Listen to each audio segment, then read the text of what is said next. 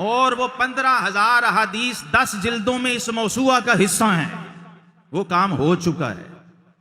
یہ علم الحدیث کی دنیا میں ایک ایسا معرکہ ہے جو تجدیدی بھی ہے اور تحقیقی بھی ہے، اور اب الحمدللہ میرا خیال ہے کوئی اختلاف رکھنے والا شخص بھی ڈاکٹر صاحب کو اگر مجدد کہہ دے تو وہ جھجکے گا نہیں۔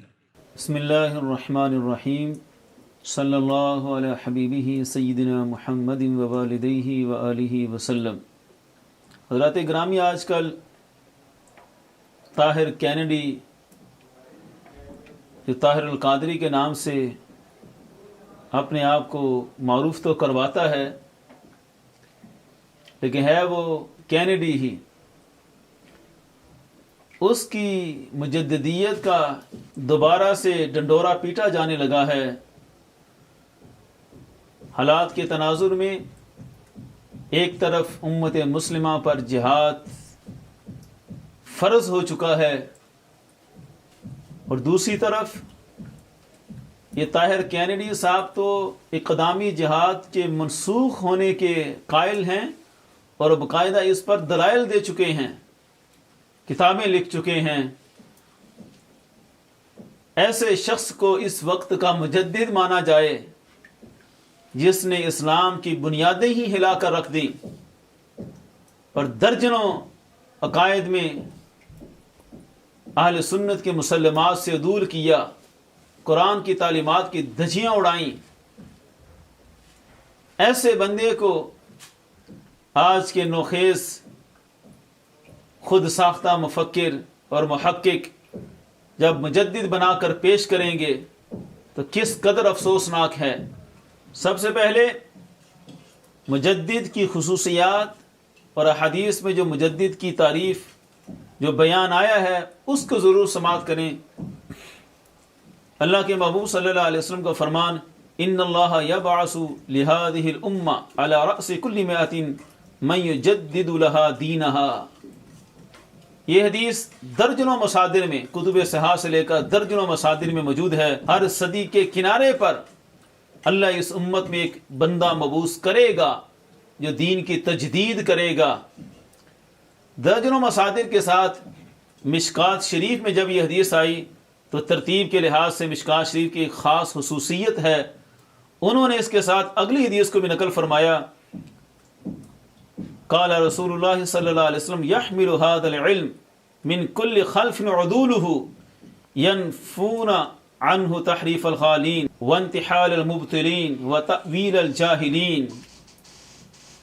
یہ ساتھ متصل حدیث ذکر کرنے کا جو خاص مقصد معلوم ہوتا ہے وہ یہی ہے کہ مجدد کی جو ذمہ داری ہے وہ یہ ہے کہ صاحب عدل ہوگا، تقوی اس کے اندر رچا بسا ہوگا، اور اس کے بعد ینفون عنہ تحریف الغالین، جتنے غلوف کرنے والے ہیں سب کی تحریف کو ختم کر دے گا مجدد۔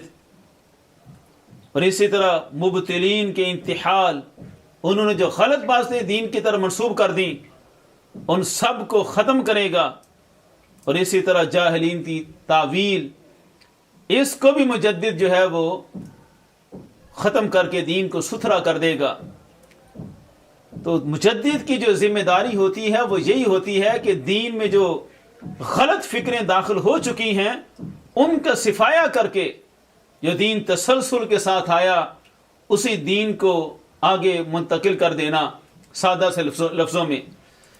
اب یہ سادہ سی تمہید کے بعد ہمارا بیان کرنے کا ایک اتنا ہی مقصد ہے کہ اگر اس طاہر القادری کینیڈی کو مجدد ماننا ہے تو پھر پیچھے جتنی صدیوں کے مجدد ہیں سب کی نفی کرنی پڑے گی کہ دین جو تسلسل کے ساتھ چل کر آیا، تمام مشائخ، علماء، محدثین، مفکرین، سب کی کتب سے جو چل کر آیا اس سارے دین کی دھجیاں اڑا کر رکھ دیں طاہر القادری نے۔ کئی ایک نظریات میں سب کی حلیوں کو بگاڑ دیا۔ ان میں سے چونکہ ہمارے آج کے مخاطب ہیں جناب شہزاد مجددی صاحب، یہ پتہ نہیں کس نسبت سے مجددی ہیں کہ طاہر القادری کے مجدد ہونے کے نعرے بلند کر رہے ہیں، مجھے ایک مہربان نے کہا کہ یہ مجدد الفسانی علیہ الرحمہ کی نسبت سے نہیں ہیں، یہ طاہر القادری کے چونکہ مجدد ہونے کے قائل ہیں تو اس کی نسبت کے مجددی ہیں۔ ہاں طاہر القادری کے اگر مجددی ہیں تو اس نسبت سے ہم ان کو مجددی کہہ کر ان کو مخاطب کرتے ہیں، باقی مجدد الفسانی علیہ الرحمہ کی تو روح تڑپا کر رکھ دی۔ جو طاہر کینیڈی حضرت مجدد الفسانی علیہ الرحمہ کی تعلیمات کی روشنی میں سنیت پر پورا نہیں اترتا، اس طاہر کینیڈی کو مجدد مان لینا کس قدر امت کے ساتھ زیادتی ہے۔ ویسے تو طاہر القادری کے ظلم و ستم نظریات اہل سنت، نظریات اسلام پر اگر شروع کیے جائیں تو ایک لمبی فہرست ہے، بہت لمبا باب کھل جاتا ہے۔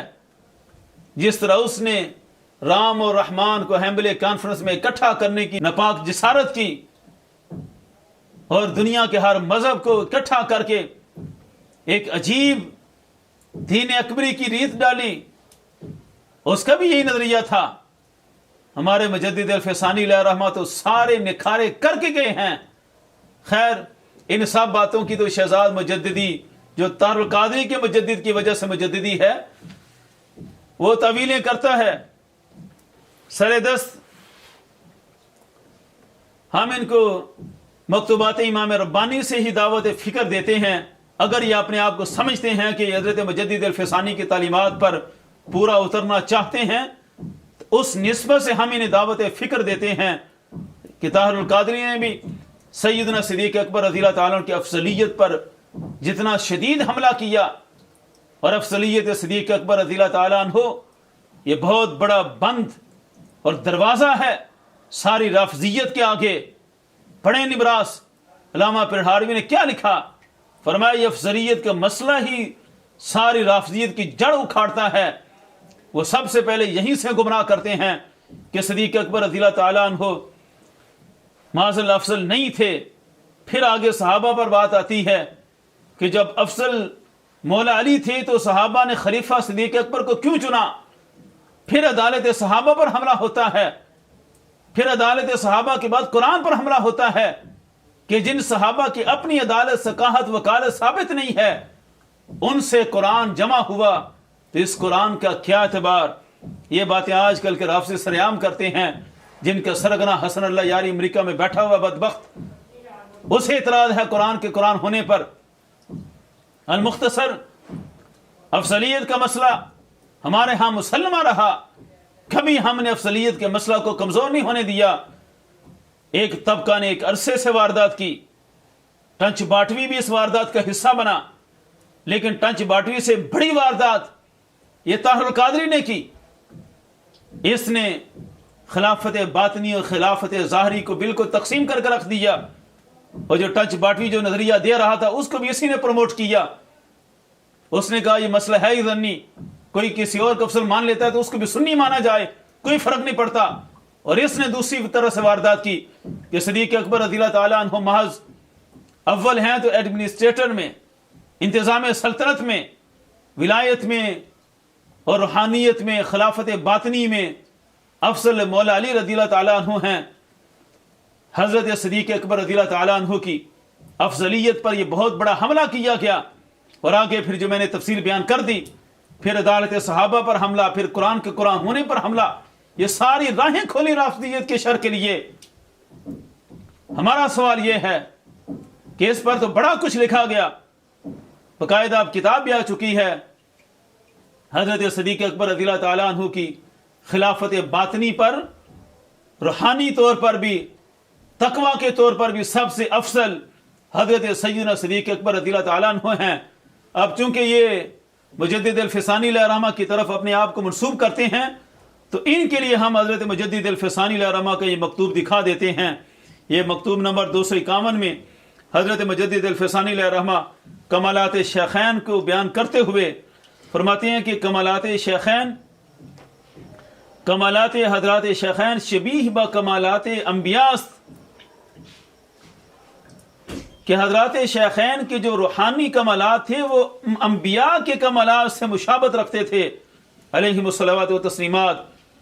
فرماتے دست ارباب ولایت از دامان آن کمالات کوتاست. فرمایا ارباب ولایت کا تو دست ہی وہاں تک نہیں پہنچتا، ان کی رسائی وہاں تک نہیں ہے جہاں تک حضرت ابو بکر صدیق اور حضرت عمر کا مقام بلند ہے. فرماتے ہیں کشف ارباب کشوف بواسطہ علو درجات آہاں در راہ. فرماتے ہیں ارباب کشوف کتنے کاملین تھے جن کا کشف بڑا کامل تھا. فرماتے ہیں بواسطہ علو درجات، کیونکہ شیخین کا مرتبہ روحانیت میں بلند اتنا ہے، در راہ کہ ان کے سارے کشوف بھی راہ میں پڑے ہوئے ہیں، وہ ان کے کمالات کو اس مقام تک دیکھنے سے ہی قاصر ہیں. یہاں تک بیان کر کے فرماتے کمالات ولایت در جنب آن کمالات کل مطروف طریق. فرماتے یہ جن کو کمالات ولایت حاصل تھے ان کے کمالات اس پہلو میں دیکھیں تو کل مطروف طریق ہیں. یہ کمالات تو شیخین کے راستے میں پڑے ہوئے ہیں، شیخین کو جتنا بلند مقام حاصل ہے. فرمایا کمالات ولایت تو بس سیڑھی ہیں. زینہا انت از برائے روچ بر کمالات نبوت. یہ ساری باتیں امید ہے آپ نے پڑھی ہوں گی، اور اصحاب مجددیہ نقشبندی ان چیزوں کو سمجھیں کہ مجدد صاحب علیہ الرحمہ نے جس انداز سے شیخین کی باطنی ولایت کو ذکر کیا اور سب کے بڑے بڑے ولیوں کے کمالات کو کہا کہ یہ ان کے مقامات میں راستے میں پڑے ہوئے ہیں، آخر میں فرماتے پس مقدمات راز مقاصد چے خبر بود و مبادی راز مطالب چے شعور. تو یہ بیان کر کے آپ نے کیا ثابت کیا؟ ادنا سا مجددی جس نے حضرت مجدد الفسانی علیہ الرحمہ کی تعلیمات کو پڑھا ہو اسے بھی شعور ہوتا ہے کہ حضرت مجدد الفسانی علیہ الرحمہ صدیق اکبر رضی اللہ تعالیٰ عنہ کے ولایت کے کمالات کو کس درجے پر جا کر بیان کر رہے ہیں. اور طاہر القادری کی جو ساری کمپنی نے صدیق اکبر رضی اللہ تعالیٰ عنہ کو تو ولایت سے ہی خالی کر دیا اور کہا یہ صرف ایڈمنسٹریٹر اور انتظام سلطنت کے لحاظ سے اول ہیں، ورنہ باطن میں مولا علی رضی اللہ تعالیٰ عنہ کو کہا کہ وہ پہلے نمبر پر ہیں. اصل یہ حملہ صدیق اکبر رضی اللہ تعالیٰ عنہ کی افضلیت پر ہے.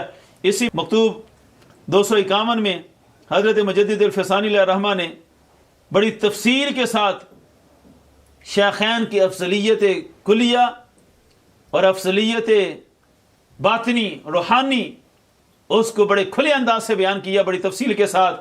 اسی طرح مکتوب نمبر 202 کے اندر آپ اسی چیز کو بیان کرتے ہیں کیسے کہ حضرت امیر را افضل از حضرت صدیق گویت از جرگہ اہل سنت می برایت. فرمایا کہ فقیر کا عقیدہ ہے کہ کسی نے بھی حضرت امیر مولا علی رضی اللہ تعالیٰ عنہ کو صدیق اکبر رضی اللہ تعالیٰ عنہ سے افضل کہا، افضل از حضرت صدیق گویت، ایک مرتبہ بھی افضل کہا. فرمایا جرگہ اہل سنت می برایت، وہ اہل سنت کے طبقہ سے نکل جاتا ہے. یہ طاہر کینیڈی جیسے تو سنی نہیں رہے اور شہزاد مجددی جیسے ان کو سنیت کا مجدد قرار دینے پر تلے ہوئے ہیں. کس قدر افسوس کا مقام ہے. دوسری بات، طاہر القادری نے حضرت امیر معاویہ رضی اللہ تعالیٰ عنہ کے بارے میں جس قدر شر پھیلایا اور جس قدر قوم کو گمراہ کیا کہ ان کے مناقب نہ پڑے جائیں، ان کی تعریف نہ کی جائے، معاذ اللہ جس حد تک ذکر معاویہ رضی اللہ تعالیٰ عنہ سے روکا. مکتوبات شریف پڑھ کر فیصلہ کریں. اسی 251 میں مجدد الفسانی علیہ الرحمہ نے کس قدر بند باندھا حضرت امیر معاویہ رضی اللہ تعالیٰ عنہ کی شان و عظمت پر. امام مالک رحمۃ اللہ علیہ کا قول پیش کر کے آپ نے فرمایا من شتم احد من اصحاب النبی صلی اللہ علیہ وآلہ وسلم ابا بکر او عمر او عثمان او معاویہ او عمرو بن العاص رضی اللہ تعالی عنہم، کہ جس مقام میں حضرت صدیق اکبر رضی اللہ تعالیٰ عنہ کا شتم ہے، شتم کے لحاظ سے سیدنا معاویہ رضی اللہ تعالیٰ عنہ آپ کو برا کہنا حضرت مجدد الفسانی علیہ الرحمہ نے ایک کیٹیگری میں رکھا اور رکھ کر فیصلہ سنایا فَإِن قَالَ كَانُوا عَلَى ضَلَالٍ وَكُفْرٍ قُتِلَ. اگر کسی نے ان مقدس نفوس میں سے کسی کے بارے میں کہا کہ وہ کفر پر تھے یا گمراہی پر تھے، فرمایا اس کو قتل کر دیا جائے۔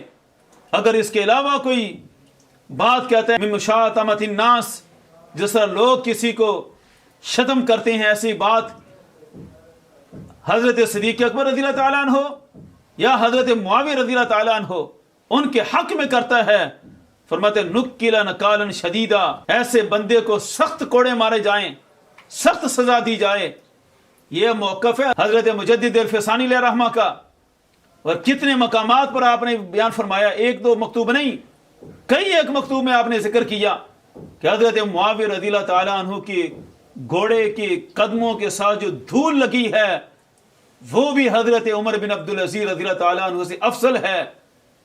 کتنے مقامات پر حضرت عبداللہ بن مبارک رضی اللہ تعالیٰ عنہ کے اس قول کو پیش کیا۔ اور آخر میں جس خطا اجتہادی کی بنیاد پر طاہر القادری اور اس کے طبقے نے، یہ ریاض شاہ پنڈی والا اور یہ سارے تفسیریہ کے نمائندے اپنے آپ کو منسوب کرتے ہیں نقشبندی اور مجددی ہونے کی طرف، شرم سے ڈوب مرنا چاہیے۔ اگر کوئی ایمان کی رتی ہے دل میں، تو جس خطا کو بنیاد بنا کر انہوں نے ذکر معاویہ رضی اللہ تعالیٰ عنہ کو روکا اور اتنے گلے پھاڑ پھاڑ کر چیخے کہ ان سے جو خطا ہوئی ہے اس بنیاد پر ان کا ذکر نہ کیا جائے، ان کی تعریف نہ کی جائے، حضرت مجدد الفسانی تو اس خطا کی اتنی تعریف کر رہے ہیں۔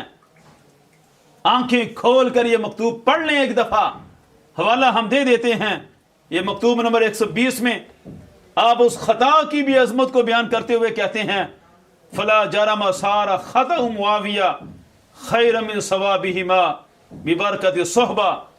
پیچھے ذکر کیا حضرت اویس قرنی رضی اللہ تعالیٰ عنہ کا اور حضرت عمر بن عبدالعزیز رضی اللہ تعالیٰ عنہ کا، ان دونوں مقدس نفوس کا ذکر کر کے آپ فرماتے ہیں کہ ان کی درست عبادتیں، وہ ایک طرف حضرت معاویہ رضی اللہ تعالیٰ عنہ کی جو خطا تھی اس کا مقام و مرتبہ بھی ان کے درست فیصلوں سے بڑا ہے، ببرکت صحبہ، کیونکہ انہیں شرف صحابیت حاصل ہے۔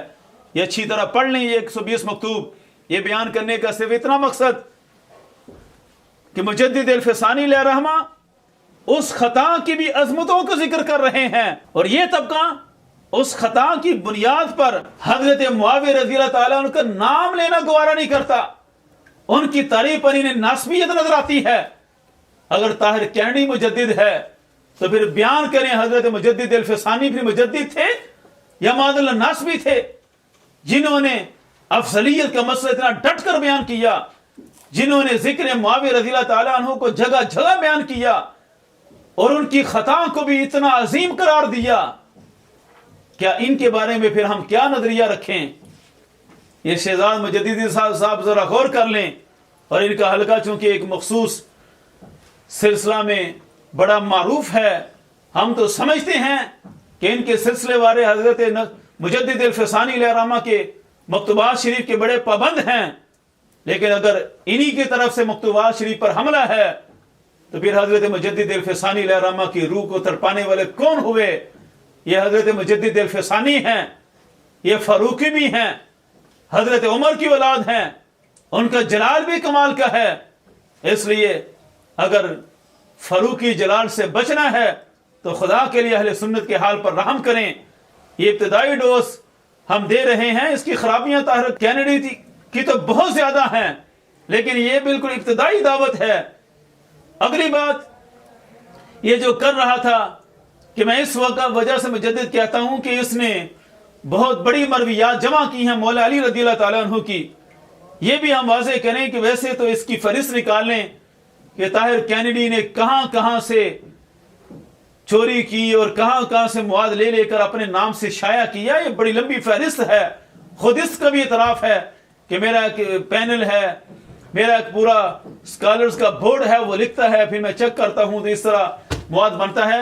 خیر، جس بنیاد پر یہ شہزاد مجددی صاحب، میں تو سمجھتا تھا بڑا محقق آدمی ہے تو تحقیق کر کے بات کرتا ہوگا، تو جس بنیاد پر طاہر کینیڈی کو مجدد قرار دے رہا تھا کہ اس نے مرویات مولا علی رضی اللہ تعالیٰ عنہ کا اتنا بڑا مجموعہ جمع کیا کہ دنیا مانے گی کہ اتنا بڑا مجموعہ اسی نے جمع کیا ہے. یہاں جو بھی حدیث کا سنجیدہ طالب علم بیٹھا ہوا ہے، وہ یہاں ہو یا پورے عالم اسلام میں کہیں بھی ہو، وہ یہ گواہی دے گا کہ پوری تاریخ حدیث میں ابھی تک اس پر ایسا کام نہیں ہوا تھا. ڈاکٹر صاحب نے اناؤنس کیا تھا کہ ہم ایک ایسی مسند مرتب کر رہے ہیں، مسند علی کے ٹائٹل سے، جس میں سیدنا علی المرتضیٰ شیر خدا کی روایت کردہ حدیث کو جمع کریں گے، اور وہ تقریباً 15,000 احادیث ہیں. تو اس کی اطلاع کے لیے عرض ہے، جہاں سارا کچھ سرکہ سے اس نے جمع کیا، یہ مواد بھی مرویات مولا علی رضی اللہ تعالیٰ عنہ، یہ بھی دراصل اس سے پہلے پروفیسر خسرو نے جمع کیا ہوا تھا. یہ انڈیا کا ایک پروفیسر ہے، اس نے 16,000 مرویات مولا علی رضی اللہ تعالیٰ عنہ کی جمع کی. یہ اس کی کتاب باقاعدہ موسوعۃ علی بن ابی طالب موجود ہے. لیکن بس وہ چونکہ اتنا امیر نہیں تھا، اس نے 100 نسخے شائع کیے تھے، اور ہماری ٹیم کا باقاعدہ اس سے رابطہ بھی رہا.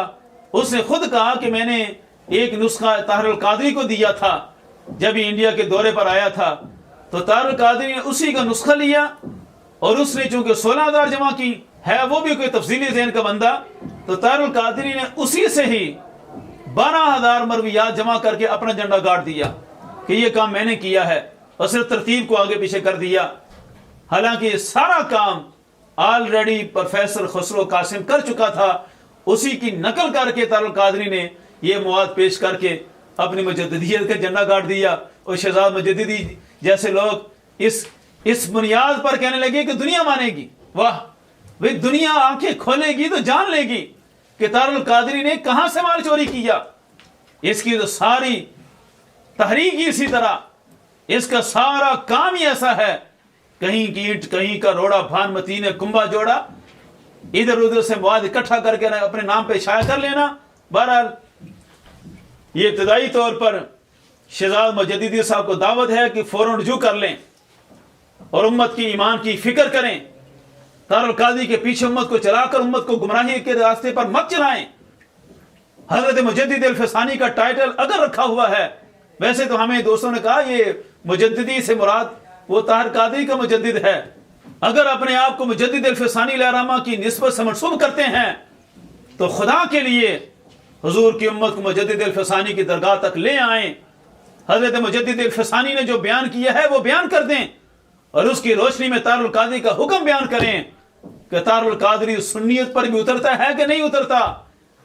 جو سنیت پر نہ اترے اسے مجدد ماننا، اس سے بڑا حضور کی امت کے ساتھ ظلم اور کوئی نہیں ہوگا.